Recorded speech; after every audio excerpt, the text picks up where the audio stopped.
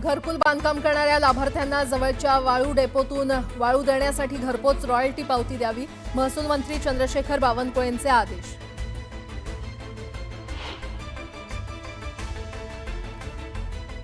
दहावीच्या निकालानंतर आता विद्यार्थी आणि पालकांमध्ये 11वीच्या प्रवेशासाठी लगबग सुरू. 19 मे पासून नोंदणी प्रक्रियेचा दुसरा टप्पा.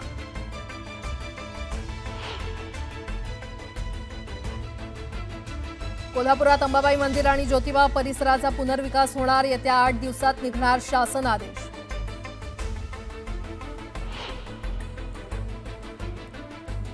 जे रुग्णालयाला सुपर स्पेशालिटी रुग्णालय बनवण्याच्या कामाला गती द्या, राज्यमंत्री माधुरी मिसाळ यांचे निर्देश.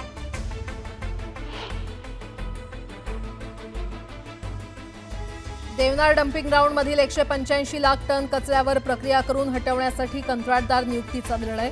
2386 कोटींच्या कंत्राटाची प्रक्रिया सुरू.